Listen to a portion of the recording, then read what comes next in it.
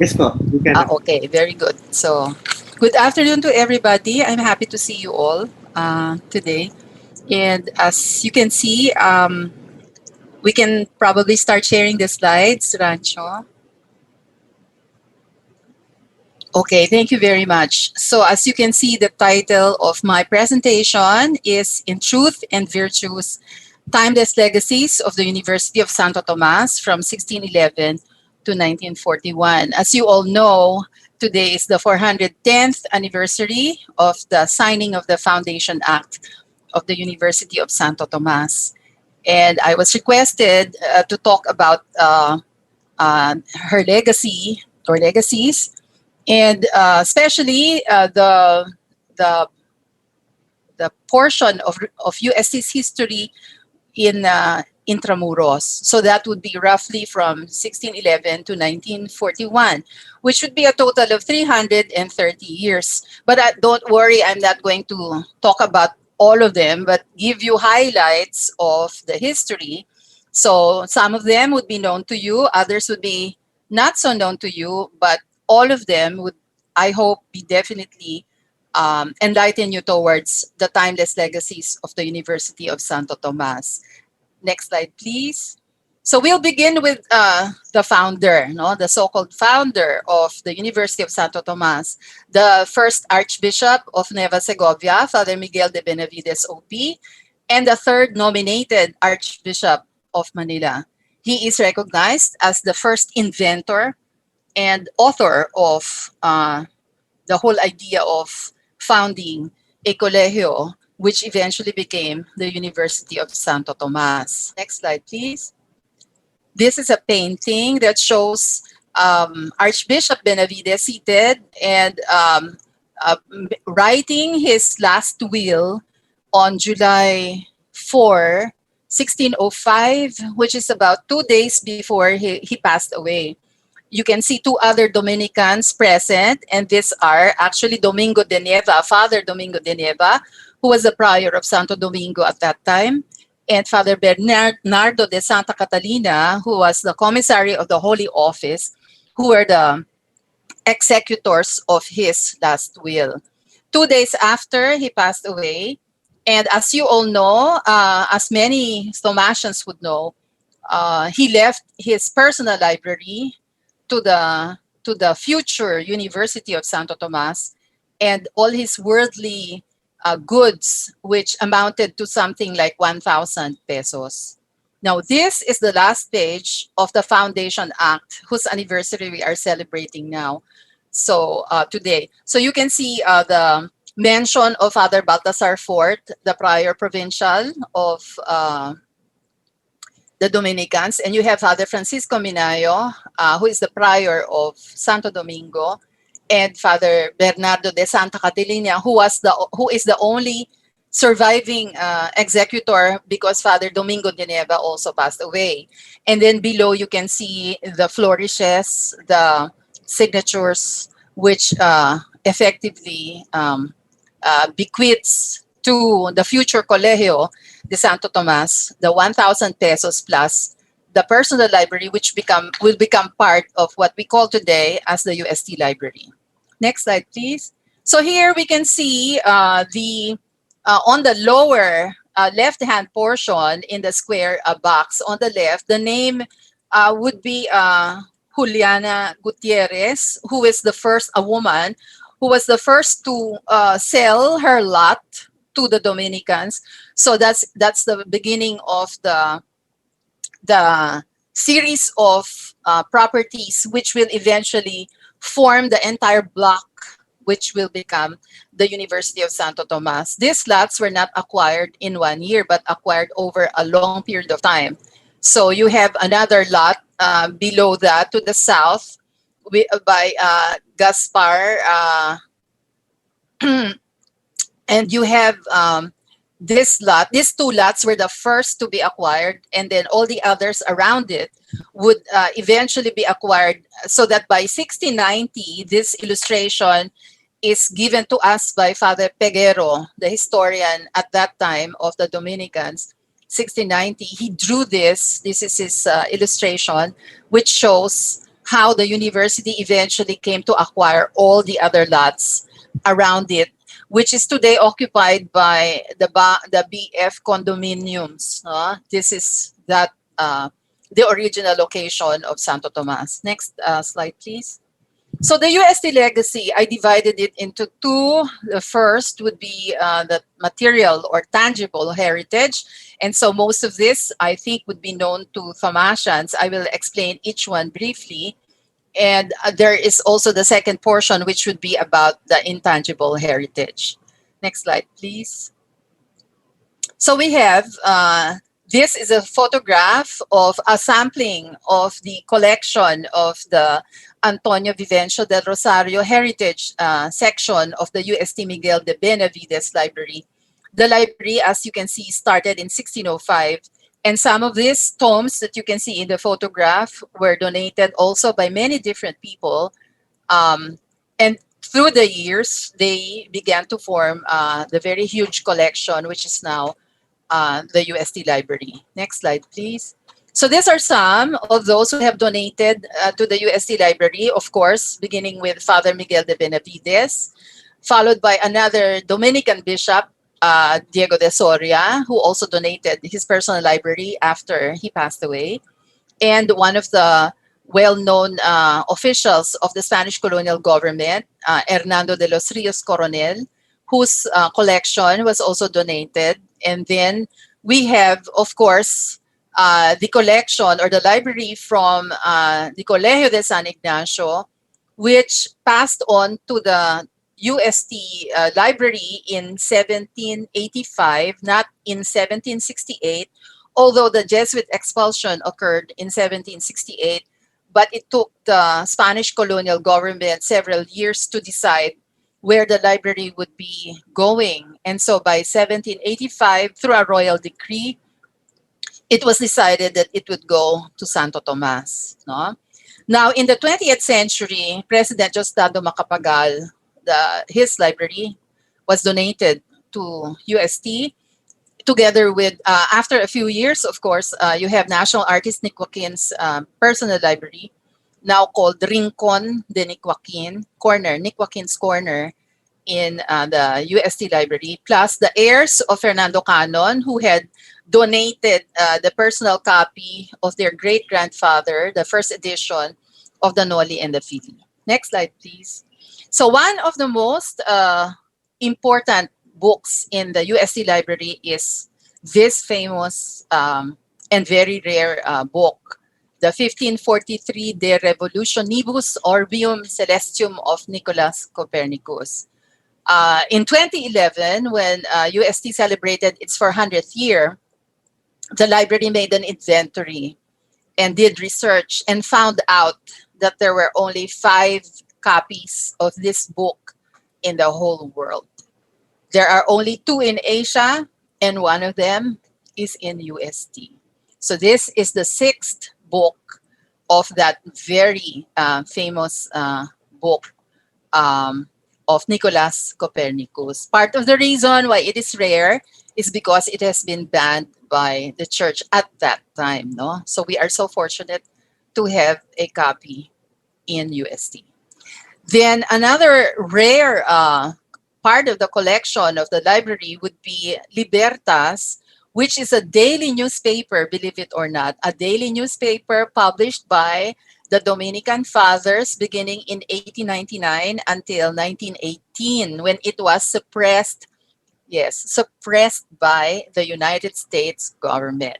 So it is the only, possibly the only daily newspaper that has been published by a university in the Philippines. So it was issued, as pointed out, every day. It would come out, and there is, of course, a certain number of subscribers until it was suppressed because it was perceived to be anti-American, but actually it was not. Next slide, please. And I think I will not go into the details of the library collection because I think it's too big to be discussed now.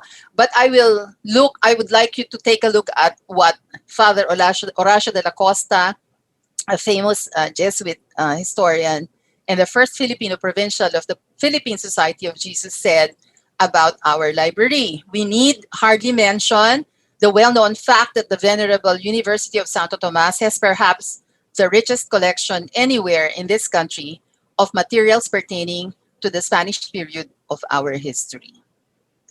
Next slide, please. Now we come to the facade. Actually, this is the old building. This is the original building of UST in Intramuros, which was constructed between 1609 to 1620. So the first students were accepted in 1619. And this photograph is taken around 1912, so that you can see. I'd like you to pay attention to the entrance because you will see this in the succeeding slides. So Rizal himself, as well as all those who had studied in Santo Tomas in Intramuros, had gone through the same portals. And of course, as you all know, El Filibusterismo, practically almost one third, I think, of the story in El Filibusterismo takes place around this area of the university, which tells you how much Rizal remembers about his own student life in the University of Santo Tomas. Next slide, please. So this photograph shows the same entrance, but this time you see that they have done some renovations in celebration of an event in the 1920s, which added the architectural features. You see that they decided to change the facade of the building and the entrance, and they added the balconies above, which changed slightly the appearance of this side. But you see that the stone entry remains the same. I also would like you to draw your attention to the marker, which is on the lower left-hand portion of the entrance, and this is the marker dedicated to Dr. Jose Rizal, who of course is one of the best-known graduates of Santo Tomas. Next slide, please. Now you see this is what is left of the building after the Japanese firebombed the entire building on February 8, 1945. It was not totally destroyed in 1941 when the Japanese bombed Intramuros. There were still some portions of the building were still standing, but what was left of it was destroyed by the Japanese during the battle for Manila. So this is the only one which was left. And as you all know, the stones of this facade, especially the entrance, would be taken one by one and brought to the new campus in Sulucan in Sampaloc. And now we call this, next slide please, as the Arch of the Centuries. So they added the top portion and put the figure of St. Thomas Aquinas, of course, after whom the university is named. And they have added also through the years another marker, this time dedicated to the first president of the Commonwealth, Manuel Quezon, who is also a Thomasian. This, of course, is the Arch of the Centuries was declared a national cultural treasure. I'm not the arch, but the spaces would be declared as national cultural treasures. But this Arch of the Centuries, together with the main building and the Father's Residence and the UST Seminary, would be considered as national historical landmarks of the Philippines. Okay, next slide, please. So we have the archives of the University of Santo Tomas, founded on the same year as the university. It is a very rich collection. I would not have time to discuss all of them, but I only chose specific items for discussion today. As you all know, documents pertaining to the university would all be stored here, but there are other documents that are part of that collection. This is the Baybayin collection, which is considered one of the largest collections of Baybayin, allegedly, as reported by a scholar from Canada, one of considered the largest collection of Baybayin in the world, which had been declared as national cultural treasures a few years ago. We also had the APSR microfilms, APSR meaning Archivo de la Provincia de Santísimo Rosario, which is the archives of the Spanish province of the Dominicans, which all the originals are in Avila, Spain. So scholars do not need to go to Avila, but may use the microfilms in the Archivo, in the archives. I found this very interesting. There is a collection of manuscripts called Edictos from 1690 to 1808, which were issued by the Mexican Tribunal for the Holy Office, or the Holy Office of the Inquisition. And according to Father Villaruel, this collection is perhaps the only official documentation that survived the British occupation from 1762 to 64. This remains to be studied, and of course will be valuable in trying to put together some kind of a history of the Commissary of the Holy Office in the Philippines. Then you would have the Miscellanea, or the miscellaneous collection, which is a never-ending source of surprises. Next slide, please. We have the Libro de Piques, which is dated 1636. This is a very important book for all Famasians, at least until the end of the Spanish colonial period, because the graduates of the licentiate degrees, the masters and the doctorate, would have to use this in order to be assigned the topics that they would have to defend for the oral examination as a requirement for graduation. I would like to point out that the Libro de Piques is completely, from the first page all the way up to the end, this is completely handwritten. So everything here, including what you think is printed de la Universidad de Santo Tomas, this is all handwritten. So very beautiful. And this is considered to be, what you see here is considered as the first official seal of the University of Santo Tomas, which dates from 1636. Next slide, please. So the unending series of surprises would include the discovery of a book of hours. This is like a prayer book where you would have a designated prayer for every hour, on the hour. It's a small book, but every page is illumined in gold paint and illustrated. And it seems that the history of these types of books would be that they are owned mostly by people, by the highborn, by royalty, by queens, by kings, by princes. And so we do not know how this book ended up in the archives, but an article came out of this, which was collaborated by Dr. John Crossley and the archivist Regalado Trota Jose, published in Filipiniana Sacra. And then another interesting part of the archives would be the Diccionario Español Chino, which was found, which is there, but which was studied by Taiwanese, Chinese scholars, and in 2017, which excited them no end. That was the report of Professor Jose, because they thought that this is the oldest dictionary, Spanish Chinese dictionary ever found, extant, no, as pointed out. So the Academia Sinica of Taiwan has issued a reprinted version of this. Next slide, please. This is a page from the said diccionario, which has been which is of course completely transcribed and then reprinted by the Academia Sinica. Next slide, please.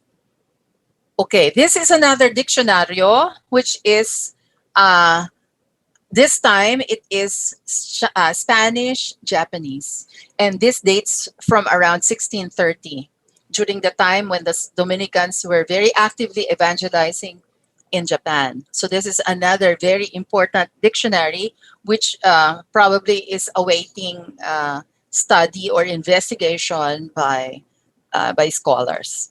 Next slide, please. This is the first page of the Libro Nuevo, which would be the list of the colegiales or the internos, the people, the students who are living inside Santo Tomas, no? Starting from 1759, as you can see, Mayo de 1659, no? May of 1759, all the way up to 1885. This is important because the names of the first natives, the names of the first Filipinos, we call ourselves Filipinos now, but at that time, natives, the names of the first natives who would become students or internos in Santo Tomas are here. So I thought that this would be very interesting for everybody to know. Next slide, please. Now, this one is actually a program, a literary program, certamen literario. This is a program which would be presented by the students of Father Salvador Losent. That's an S, no, Losent. The professor of Latin and Spanish at that time. This is 1775. But before 1775, when Father Losent came to UST from 1770 to 1772, he gathered the samples of his students' poems. No?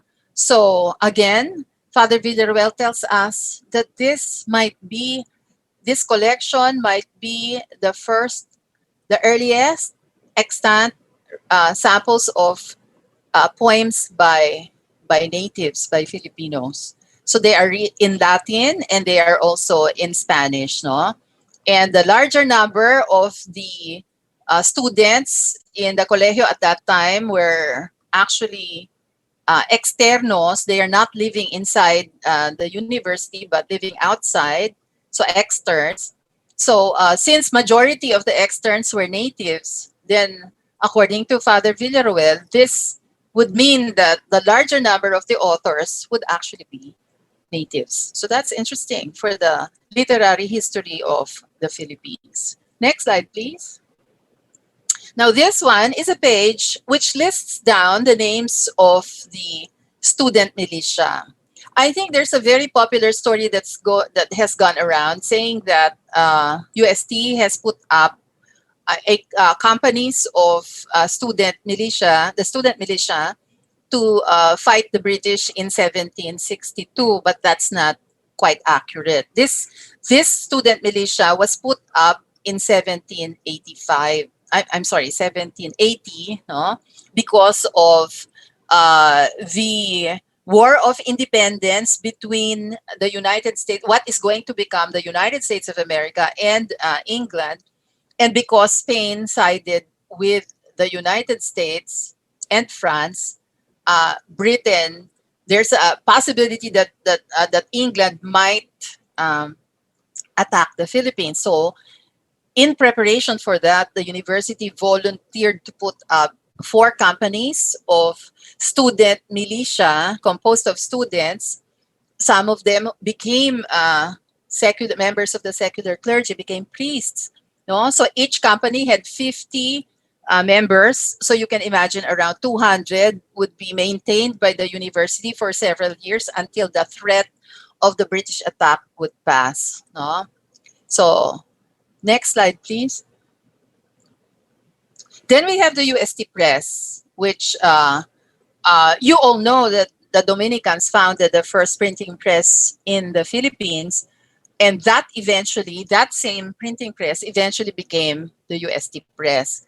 However, before it finally settled in UST, it became a pilgrim press. It moved around from, from Binondo to Abukay, Bataan, to Tayabas, which is now Quezon, eventually going to the Franciscans, no, in Tayabas, and then to the Augustinians in Pampanga, Betis, Pampanga.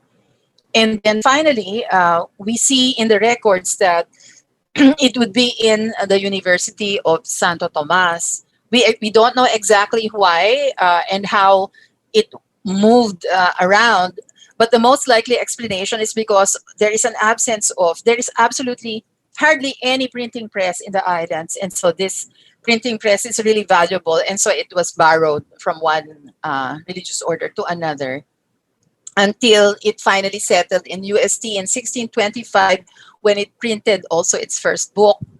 And these names are those that you find in the title pages of many of the books that were printed from the 17th century all the way to the present. No? Tipografía del Colegio de Santo Tomas, Tipografía del Universidad, the UST Press, and today it is still existing under the name UST Publishing House.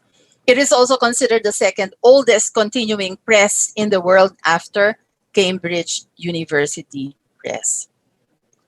Next slide, please. This is a replica of the typographic press, which was sort of, according to the historians, invented by Father Blancas de San Jose. And so a replica of this was displayed in 2011, and I think it is now in the UST Museum. Next slide, please. This is the first book printed in UST. So you can see the famous Tomas Pinpin was the printer, and this is dated 1625. This book is found in the National Library of France in Paris. Okay, next slide, please. Now, another important material or tangible heritage of the University of Santo Tomas is, of course, the UST Museum of Arts and Sciences, founded around 1865 when the Royal Order for the establishment of the public secondary school system was issued by the Spanish colonial government. So one of the requirements was the establishment of a museum of natural history, which is its original name.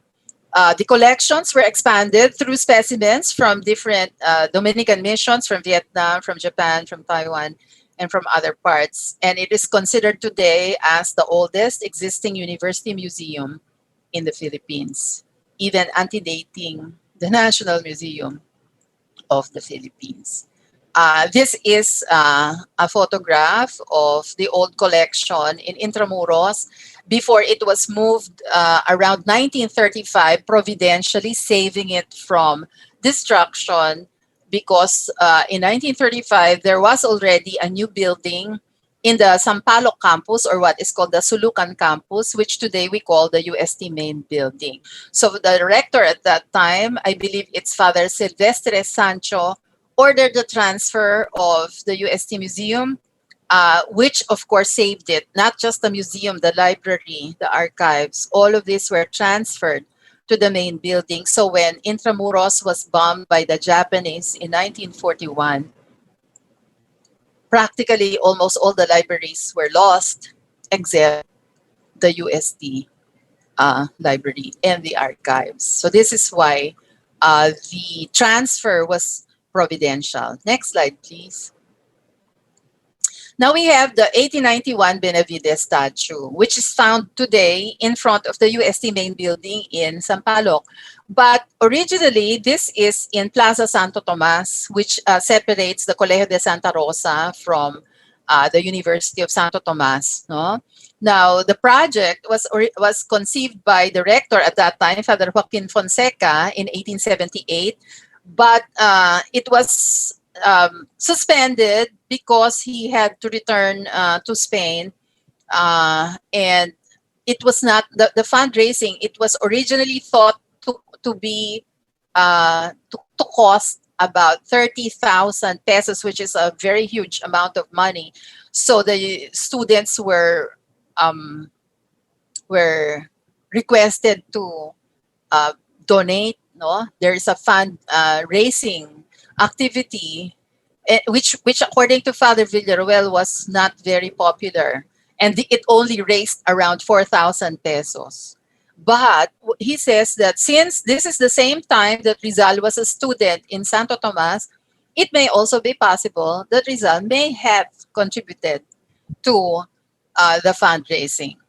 Now, the project was revived in 1888 by another UST rector, Father Gregorio Echevarria, So finally, it was cast in Paris. It's made of bronze and made by the company Tony Noel. It cost a total of 9,750 pesos and arrived in Manila in 1891 to be installed in time for the opening of that same year, no, the school year of that same year, 1891. It is one of the few surviving representations of the original Santo Tomas. It survived the battle for Manila, and of course brought to the UST campus and installed and blessed with a great ceremony. You can see some of the photographs and the program, and then it was blessed in 30 November 1946. So this is the original location. You can see the Gothic Santo Domingo, and which is now occupied supposedly by the BPI. And this is the Colegio de Santa Rosa. The statue faces the building, the original building of Santo Tomas. Next slide, please.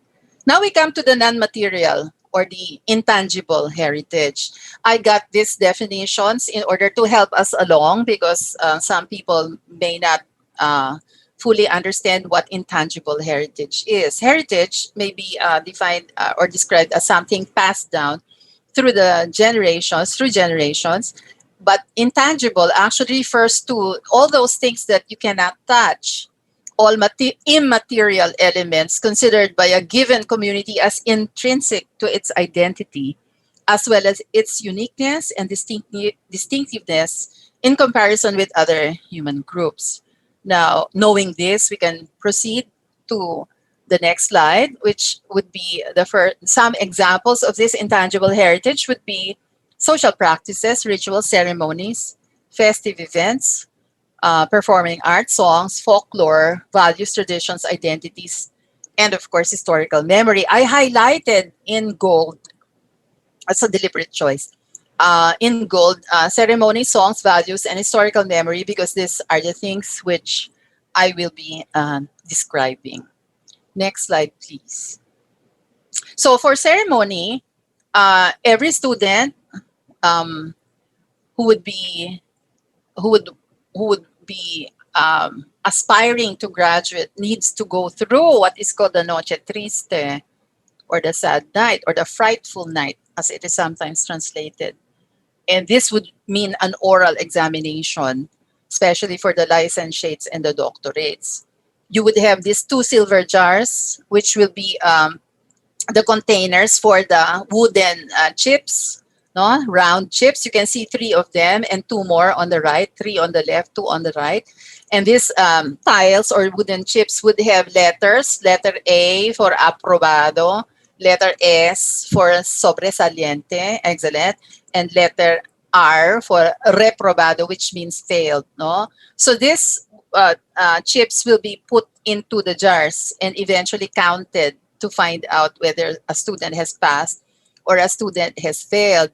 And then you see the hourglass. Of course, this hourglass is the time limit that a student would have in answering or explaining the topics given to him. The silver tray on the right contains the writing instruments used by the members of the panel. Today, parts of this ceremony live on. They are still with us. I remember all the master's degree candidates who would be defending would have this box. It's not a jar anymore. It's a wooden box. And now, instead of the wooden tiles, they are given balls. Every panelist would put a certain number of balls, which would be counted, and then later on equated or determined whether you have enough to be able to graduate and pass and acquire your degree. No? So to a certain extent, this lives on in the every time that there is a defense, an oral examination in the graduate school. This is this that's part of the original portions of this practices would come from the original ceremonies which were observed during the Spanish colonial period. Next one, please. This is a silver bell. You can see the year, 1684. This is rung to signal the beginning of the oral examination. And then there is a break after, I think, about 2 hours. There's a break. And to signal the resumption or the continuation of the oral examination, the bell again is rung. No? And we still do this because there is a bell that is rung in order to, after the deliberation during an oral examination, the candidate, or after the actual defense, the candidate is asked to step out of the room so that the panel could deliberate and put the balls in the box. No? And when they are finished, a bell is rung, which is a continuation. No? It's a continuation of the original practice, which has been done since the 17th century. Next slide, please. Now, this is quite interesting, no? This is the so-called Paseo de los Doctores, or the cavalcade of doctors. This is actually an illustration that is found in a 1929 history book in Spanish of the history of the University of Santo Tomas. But as pointed out by Rancho earlier, the people are dressed in the style of the 17th century. You can see them. And this cavalcade of doctors would mean that this is led by the rector, who is astride the horse, riding the horse. The faculty would also be riding horses.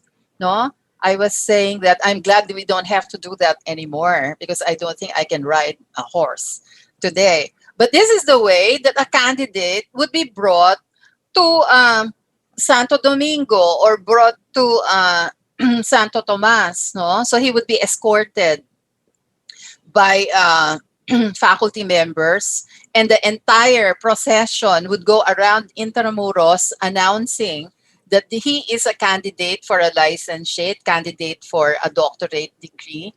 And this will be repeated the next day if the candidate has successfully defended the points that he is required to do. And this would go to Santo Domingo, where the actual graduation takes place. Now, you see, this practice was suspended around 1745, around that time, because it was considered too expensive, and it had inconvenienced so many others. I remember one comment of one of the candidates. Not only was it expensive, but it was considered so inconvenient to go through the streets of Intramuros at a particular season when it is so muddy. So this must be the rainy season. No, it is so muddy, and so therefore, because of that, the administration of Santo Tomas decided to suspend the Paseo de los Doctores. And from then on, it was not done on foot, or there were nobody, there's no one, not even the faculty members would ride horses anymore, but they would ride carriages, so that it's faster, and then it would be less inconvenient for the participants. But we can still see vestiges of this during the graduation, when you have all the doctors, all the faculty marching into the graduation venue. So parts of this are still alive, and continued today. Next, we have songs. Okay, I just chose 3, but there are more. Definitely the Salve Regina is still very much sung today, not just in the chapel, but also in the seminary, in certain occasions. I remember the late Father Frederick Fermin's birthdays, celebrations. Every time he would celebrate his birthday, and he would have a large number of people as visitors. We all know that the program or the celebration is ended when everybody is requested to stand up and sing the Salve, Regina. Then, of course, the famous Despedida to Nuestra Señora del Rosario de la Naval de Manila. I hope you know that UST became a safe haven for the image of La Naval when Santo Domingo was destroyed in the Second World War. The image was saved providentially again and brought into the UST chapel, where it stayed for many years during the war and after, until the new Santo Domingo Church in Quezon City was finished. After which there was a great procession from UST to Santo Domingo, Quezon City, which escorted the Tomasians escorted Our Lady of the Rosary to her final her new home in Quezon City. So the Despedida is very much alive and sung today. And of course, do I need to explain the UST hymn? No, part of the title of my presentation, In Truth and in Virtues, is taken from one of the lines of the UST hymn. Next slide, please. Now we come to the values, also called the virtues of cardinal virtues by St. Thomas Aquinas. I found several instances in the history of the university where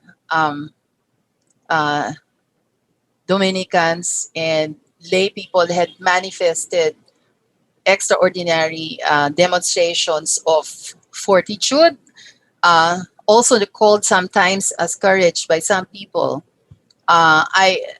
This refers to endurance to overcome obstacles in daily life and persecution in spiritual life. So from 1633 to 1637, there were 5 Dominicans who were killed executed in Japan because of the Tokugawa persecutions of Christians. All of them became martyrs and eventually canonized saints of the church. All of them did not apostatize. All of them stayed true to being Catholics. One of them was the rector of UST, Father Antonio Gonzalez, who was asked to step into the image of the Virgin, which he refused to do. And so he was tortured, he was killed, but they all died happy, some of them singing all the way until they died. No?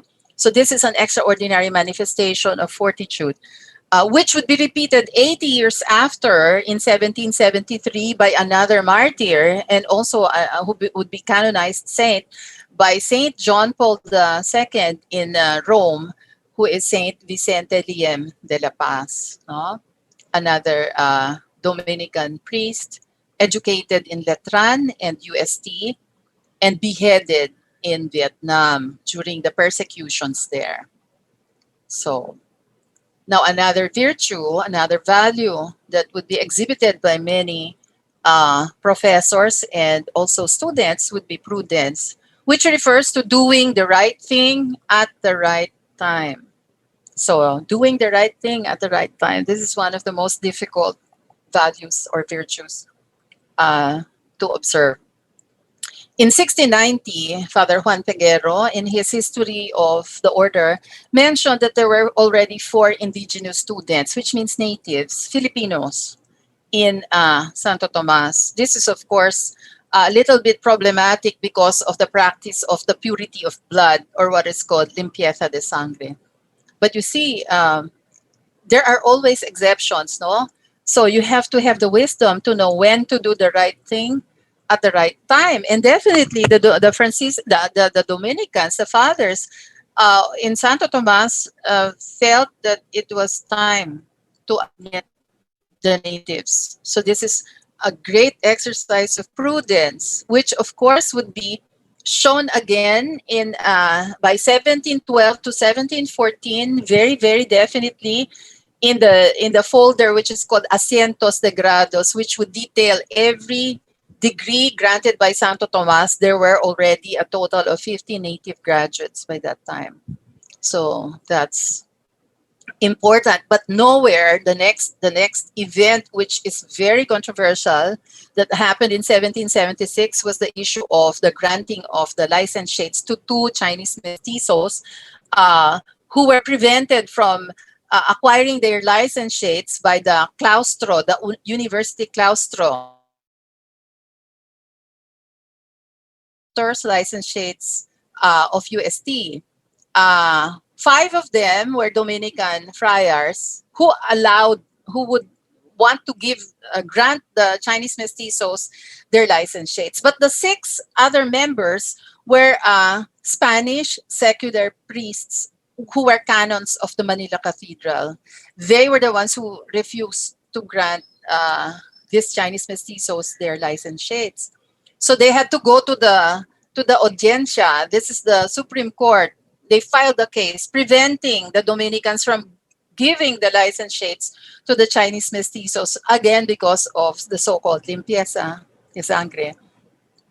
But there was a very important explanation given by a Dominican. Next slide, please. This is found in the Dictamen Juridico, which was authored by Father Juan Amador.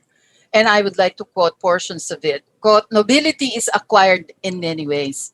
For if we consider our origin, we are all equal, according to the divine scriptures. If the University of Santo Tomas were to grant degrees only to Spaniards and their sons, it would become within a few years an idle institution, because it is publicly well known that the sons of Spaniards who pursue the study of the sciences are so few, and their number is incomparably lower than that of Indios and Mestizos put together."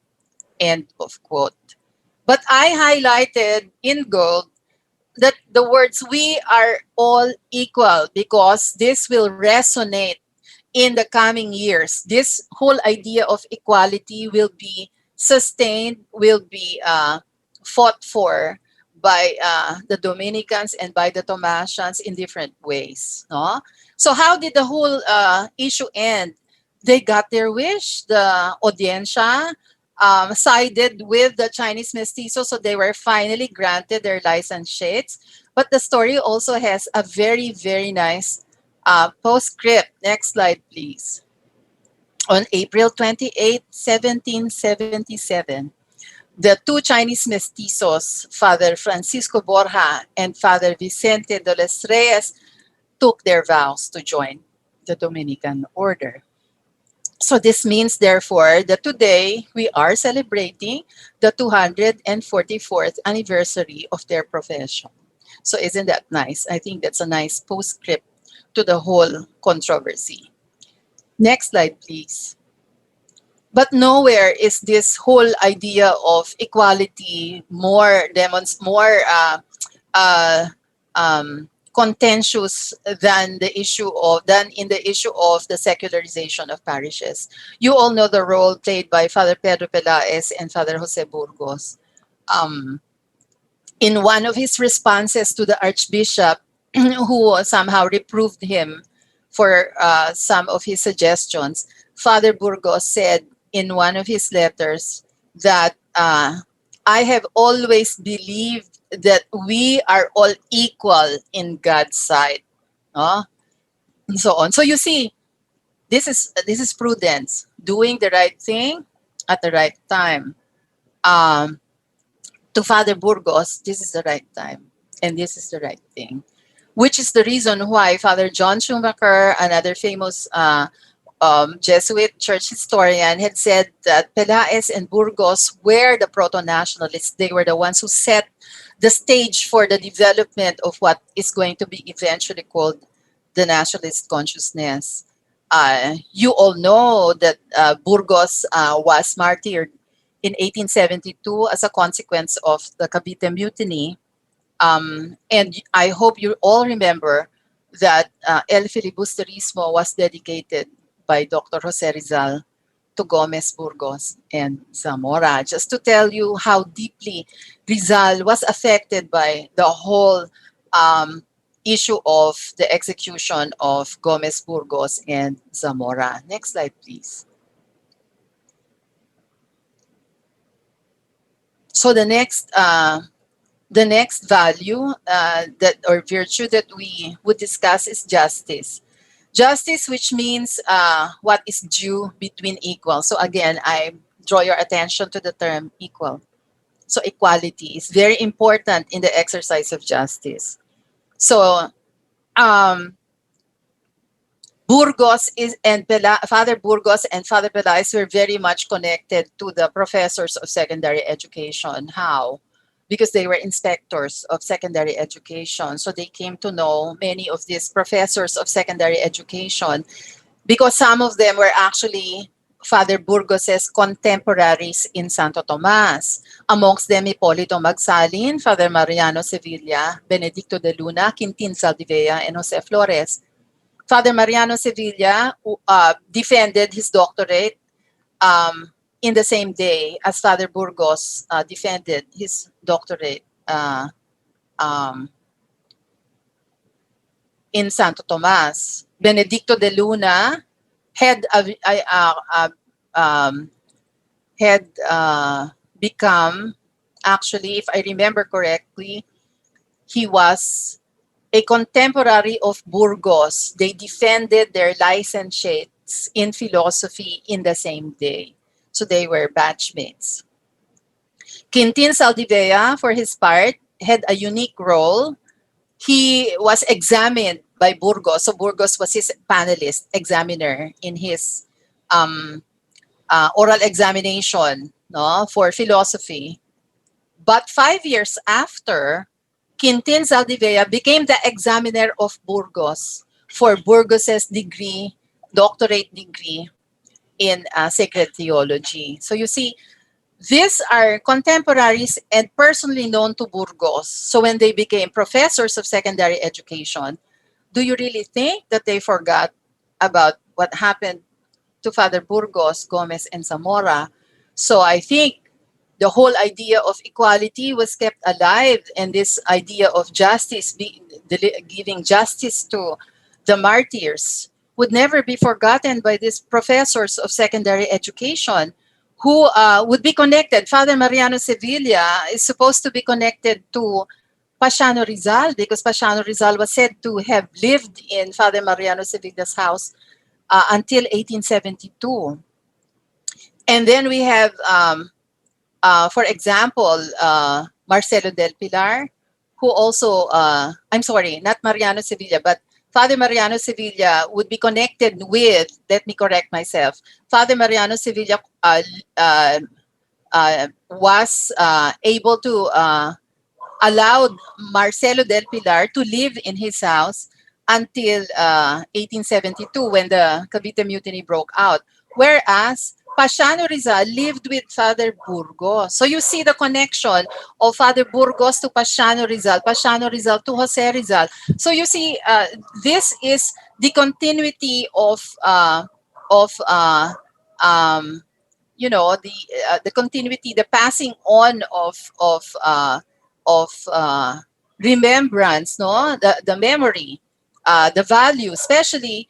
I think when they would give examples of examples for justice and equality, naturally, the lessons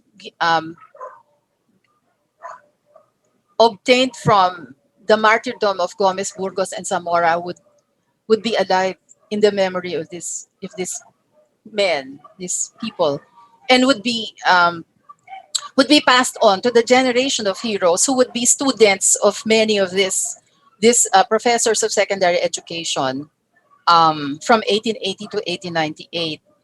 And if you come to think about it, if justice is what is due between equals, then equality can only be achieved if there is total separation from Spain. And so that would mean independence. And so you would have the Philippine Revolution. And you would have the framers of the 1899 Malolos Constitution definitely having this in mind, that justice and equality can only be achieved with independence from Spain.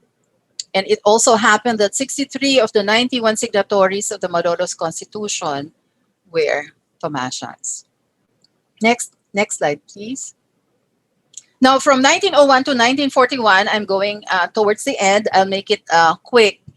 The Philippine-American War continued from 1899 to 1903.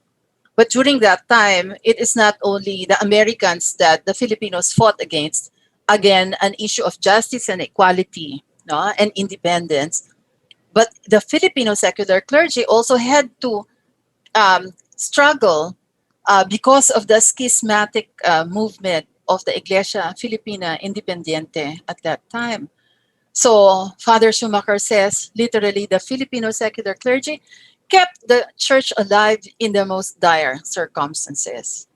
So again, you see the role played by many of these Tomasians, such as Father Cosme Abaya, and then you would have Father Mariano Sevilla, uh, Father Rojas, who is also a Tomasian. And then by 1907, when the Americans allowed the lower house to be convened, the Philippine Assembly, which is, of course, a desire of the Filipinos to become independent of America, they have never lost sight of that independence. 54 out of the 80 members were Tomasians. So you see, again, the role of Santo Tomas there. And around the same year, the first Tomasian bishop, His Excellency Alfredo Versosa of Lipa, was elevated to the bishopric.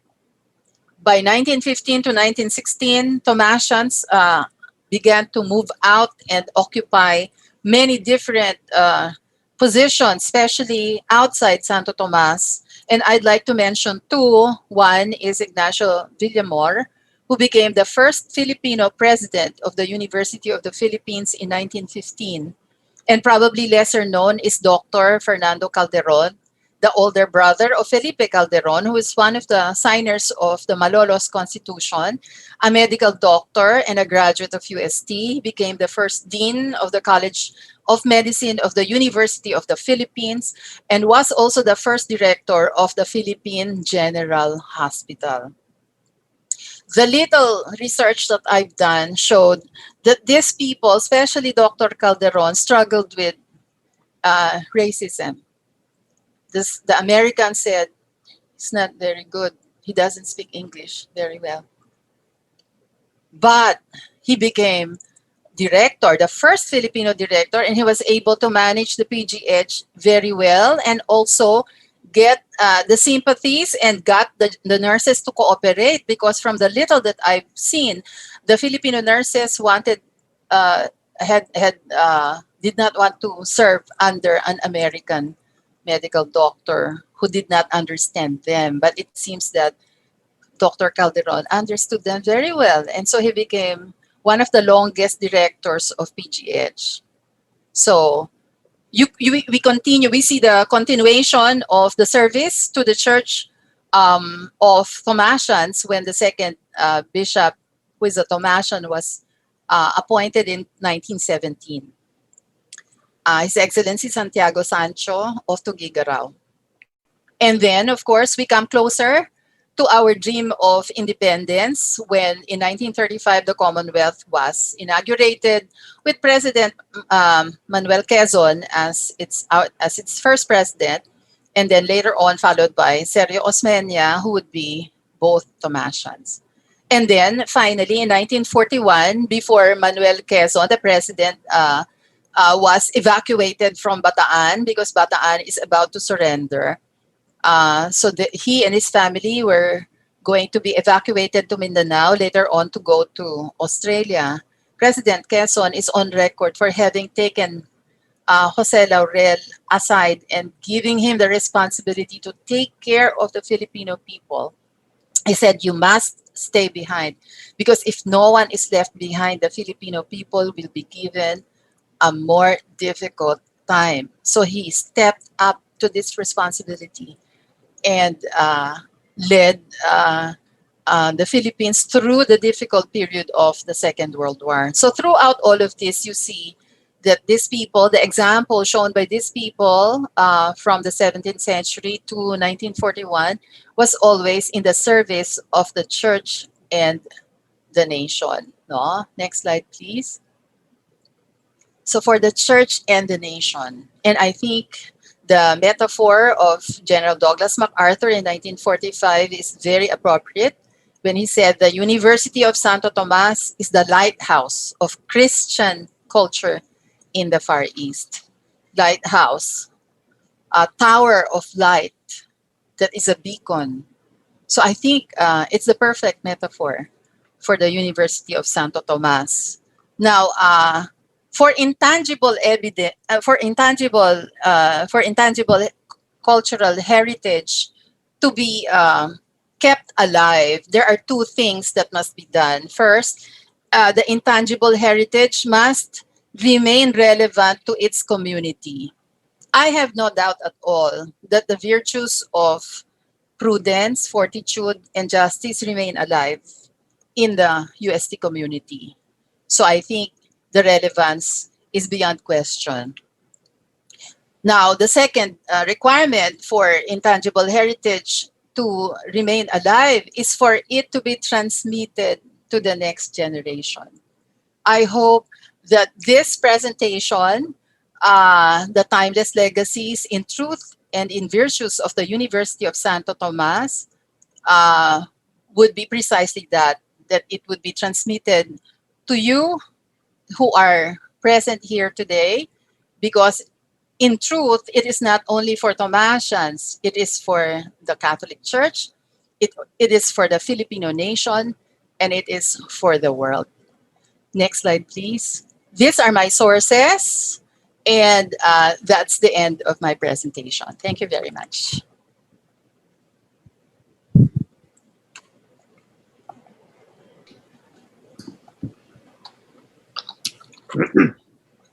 Thank you so much, ma'am, for that very interesting presentation. This is one of our best attended webinars, actually. So Thank you very much. we have almost around 300 attendees from both Zoom and Facebook Live. So thank you everyone for joining us today in our webinar about the University of Santo Tomas. So now we proceed with our question and answer portion. Now, questions are of course encouraged. If you are in Zoom, feel free to raise your questions either in the chat button or in the Q&A button.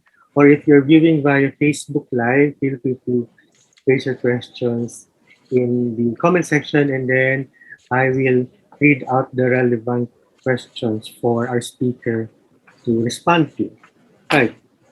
So let me see if there are any questions. So we have from Margot Kamaya from Facebook.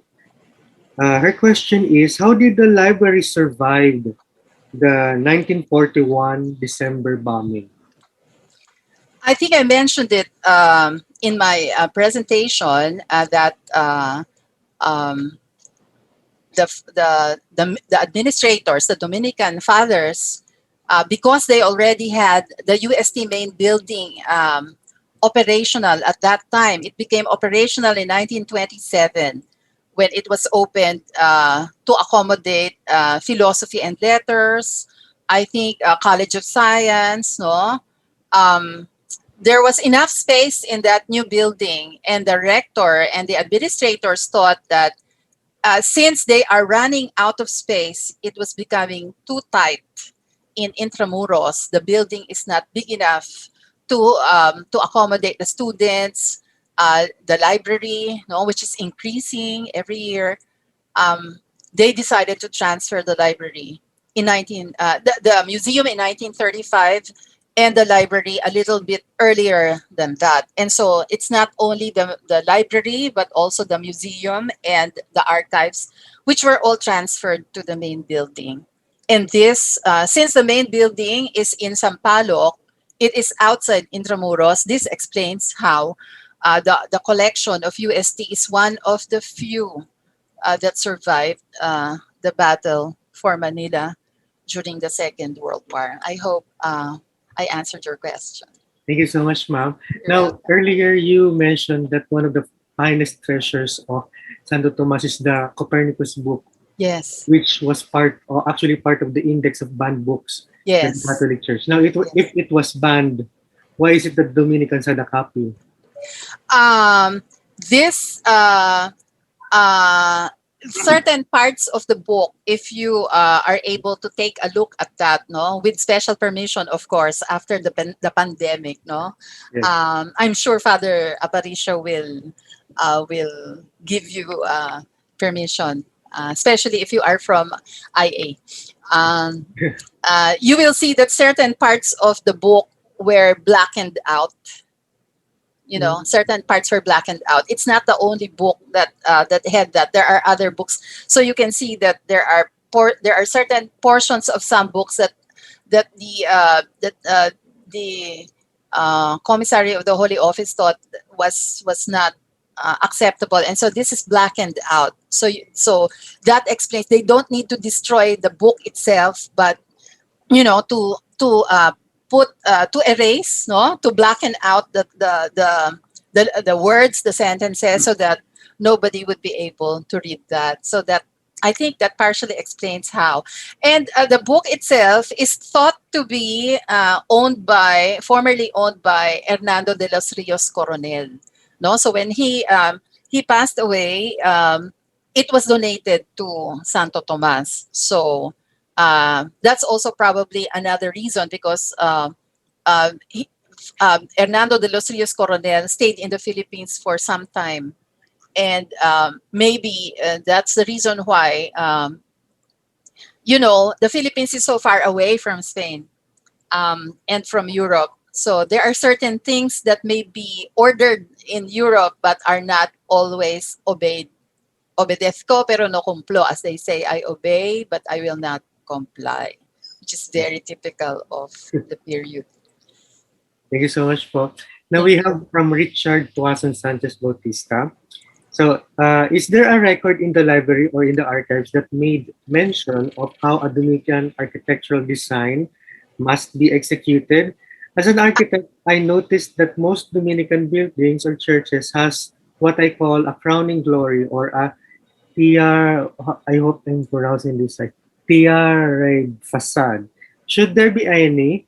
What could be the reason? And he adds, is there a connection behind, is there a theology behind the architecture of the Dominicans? I am not an architect, so I don't know the answer to your question.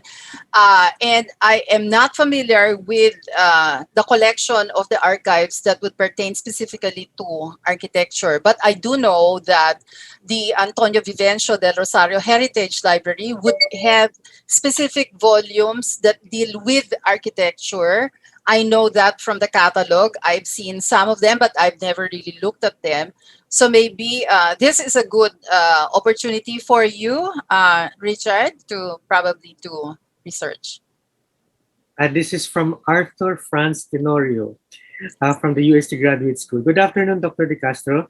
Good The late afternoon. Dominican uh, historian and saint maker, Reverend Father Dr.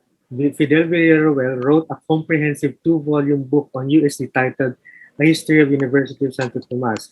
At the end of the book, he said that there should be a third volume, but due to his health, Help, help. we're still alive by then, he was not able to finish it. He was wishing that someone would finish writing the book. Does the UST Department of History or someone, or perhaps you, ma'am, um, is there any plans of publishing this third and final volume?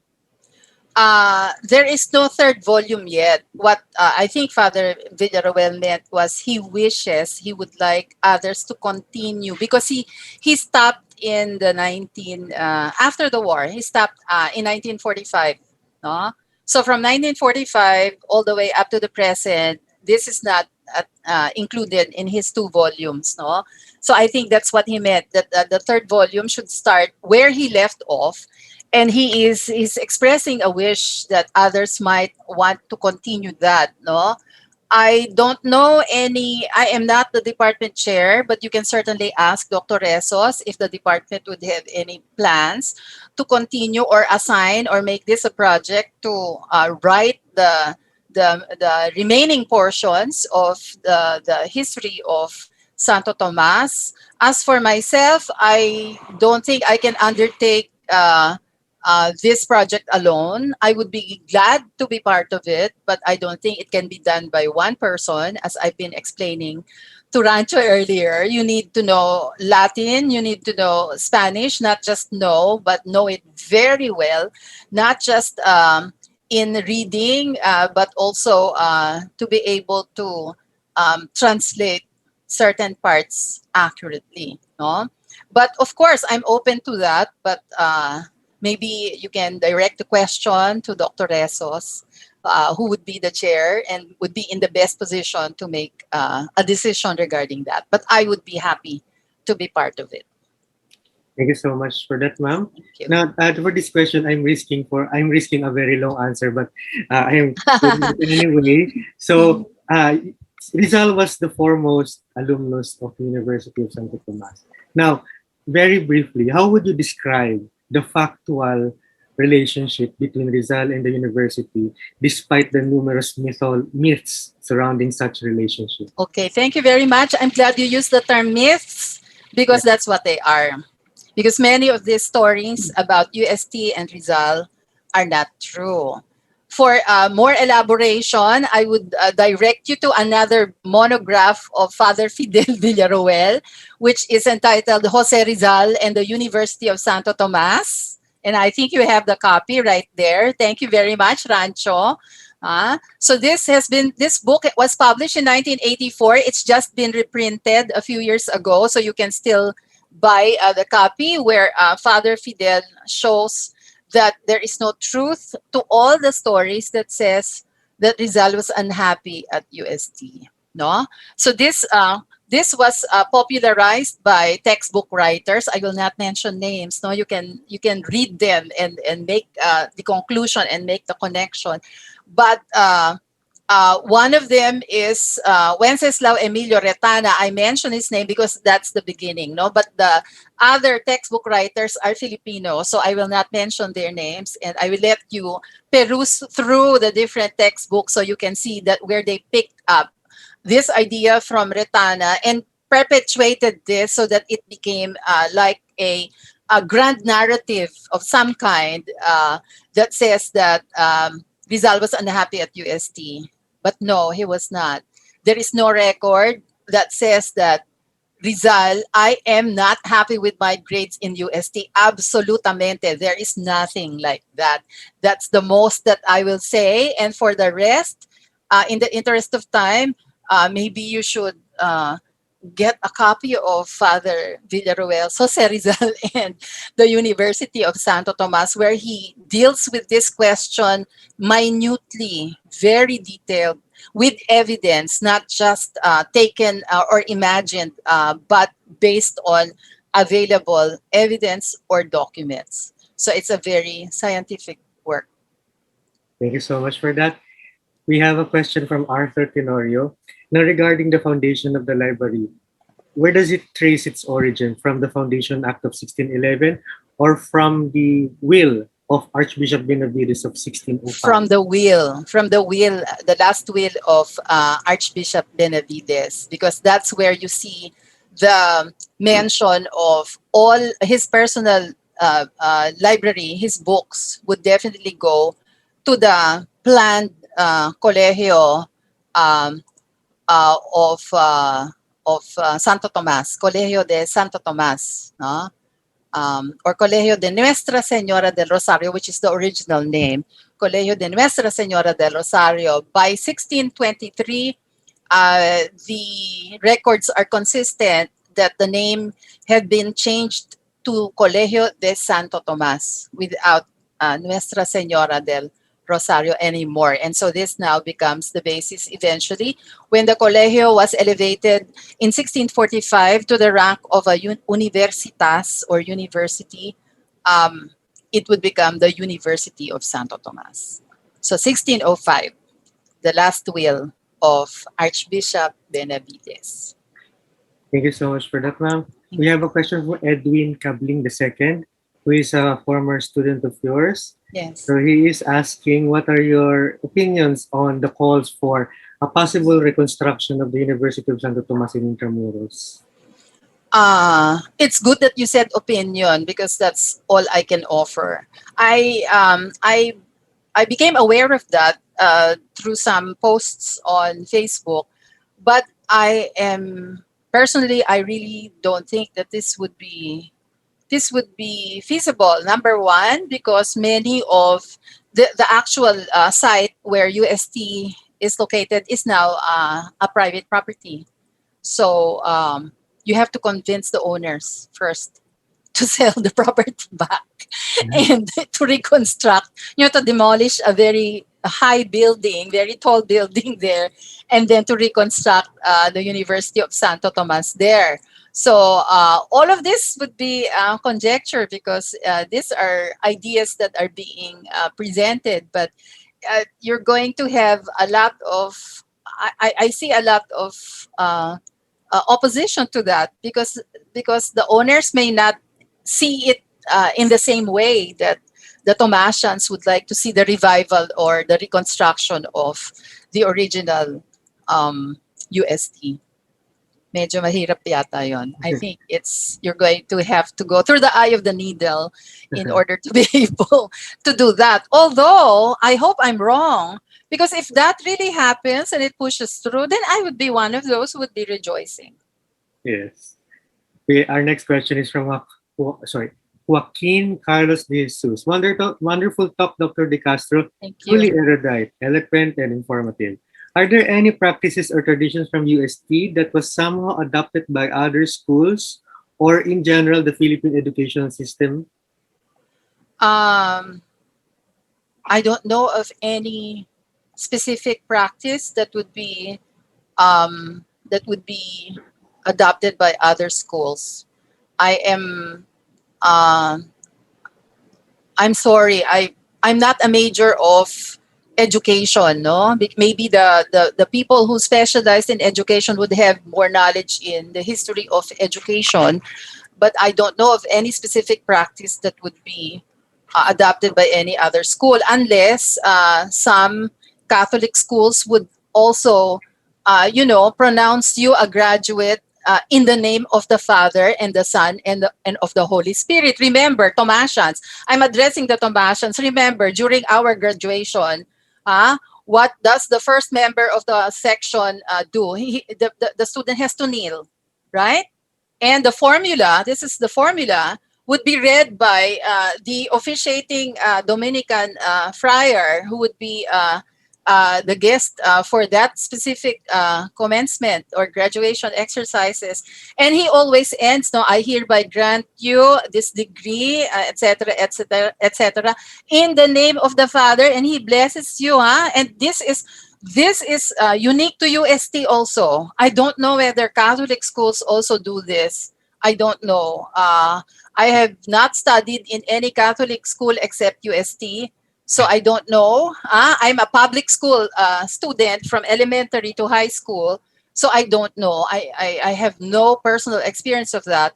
But if other Catholic schools would pronounce their graduates that this student is a graduate in the name of the Father and the Son and of the Holy Spirit, maybe that would be one of the things that is an extension or taken from something like what UST has done. No? Thank you for that. Now, one of the titles of UST is Pontifical, which Yes. was granted in 1902. O2. Now, Yes.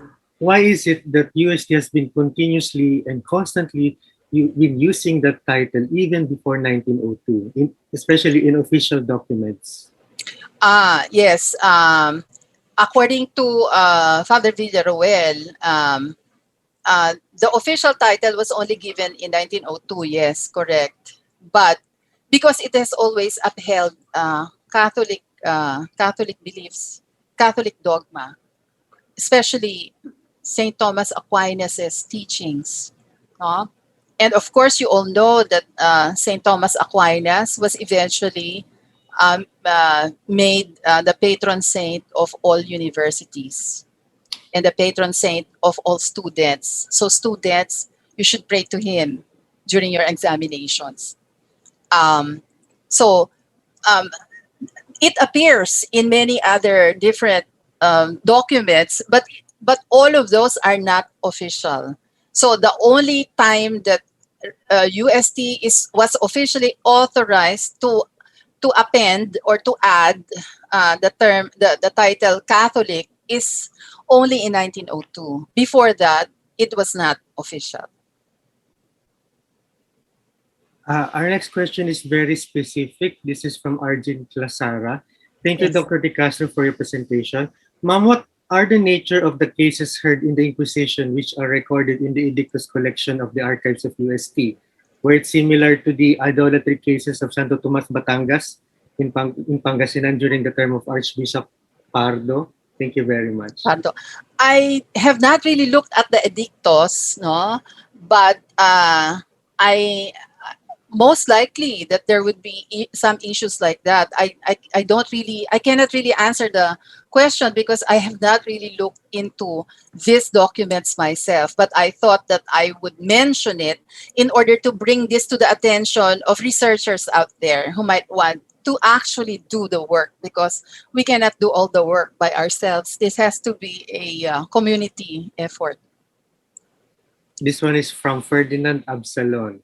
Is it true that in 1865, all diplomas issued by other schools were subject for approval by the rector of UST, and that examinations leading to the issuance of such diplomas were supervised by the Dominican professors? If yes, how long did it last?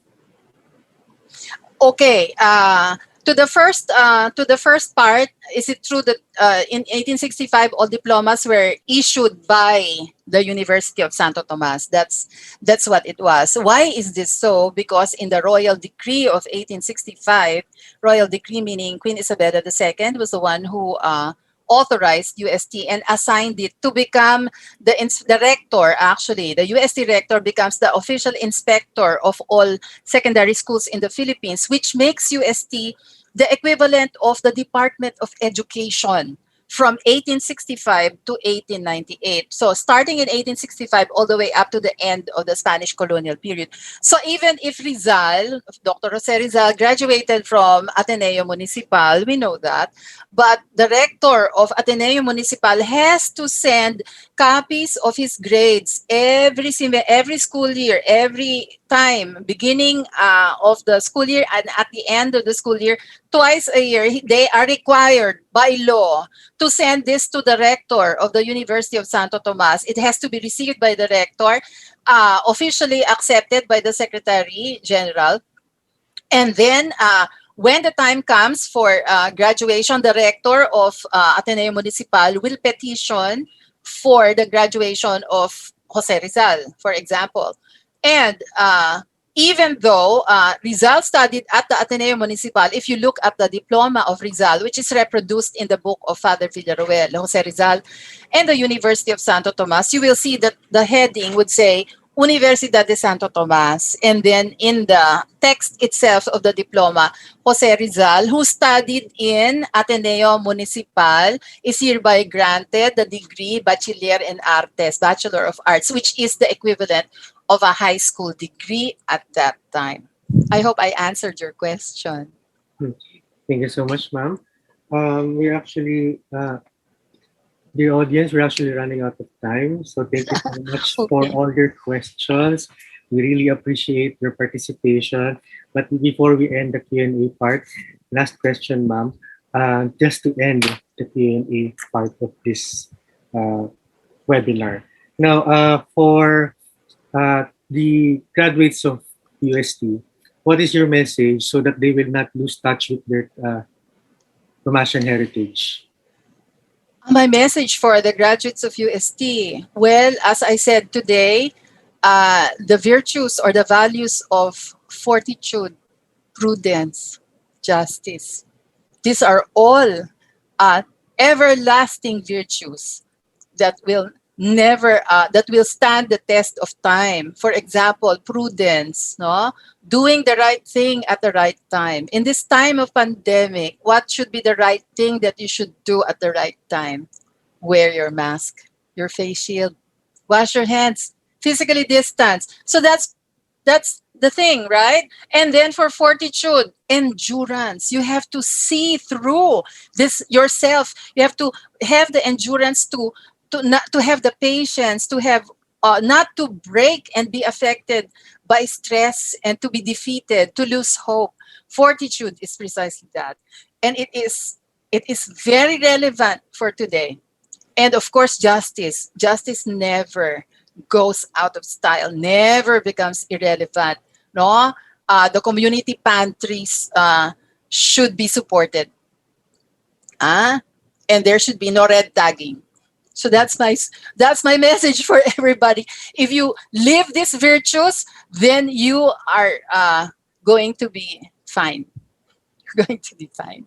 Thank you so much, ma'am. Now, Thank you also. Yeah. and then just to close this webinar,